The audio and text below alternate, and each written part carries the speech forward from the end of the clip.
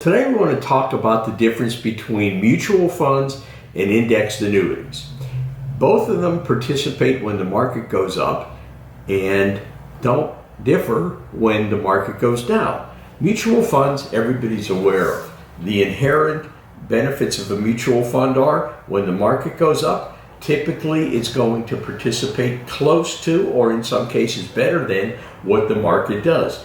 Based upon the sector or sectors that mutual fund invests in, you can have a great participation in an index like healthcare, like emerging growth, like incoming growth, aggressive growth. The problem is, though, when the market has any kind of a correction, that mutual fund is going to drop. And the drop will be reflected by whatever the overall market does as well, too. So while you can make money in mutual funds, you can also lose money in mutual funds. With an indexed annuity, if you're willing to give up a portion of the gain, you're going to get performance when the market goes up, maybe 75 to 85% of an index gain.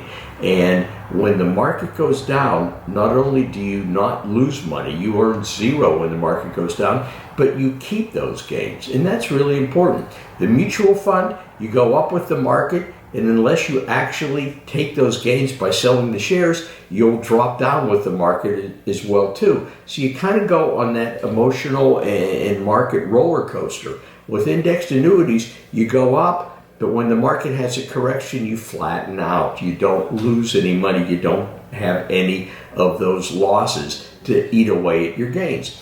The other thing that you see with mutual funds are the inherent fees with mutual funds.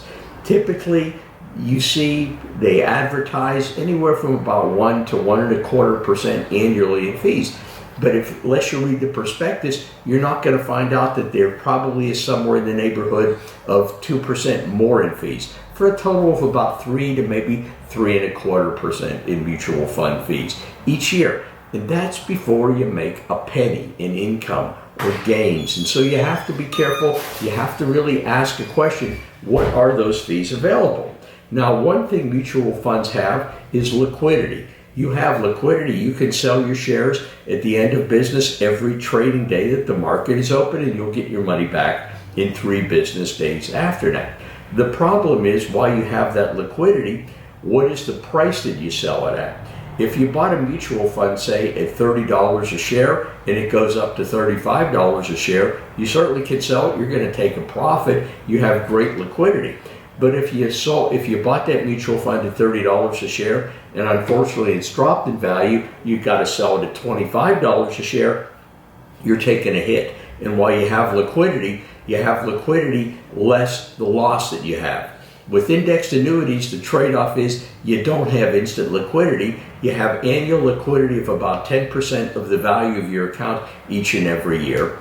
No fees, or very, very low fees to deal with, but you never lose money. You never have to worry about your portfolio dropping in value. So with regards to withdrawals, we try to structure ideas and plans put together for you so that you can achieve your withdrawals without ever have to worry about having to take the entire fund and cashing it in.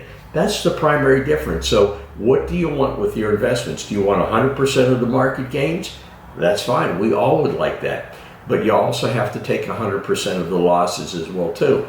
If you're at the stage of your life where you say, you know what, I can live with 80%, 85% of the market gain, keep my gains when I go up, and never give it back when the market goes down, that may be a better option for you. So the choice is yours. We'd love to tell you and show you how both of those work. Thank you. All of us at Secure Retirement Strategies sincerely hope that you have found this podcast informative. If you have any questions, don't hesitate to give us a call at 866-481-5211. You can also visit us on the web at srsstrategies.com. Be sure to like and subscribe to our podcast on YouTube, and you can also find this podcast in audio-only format on iTunes. Thanks.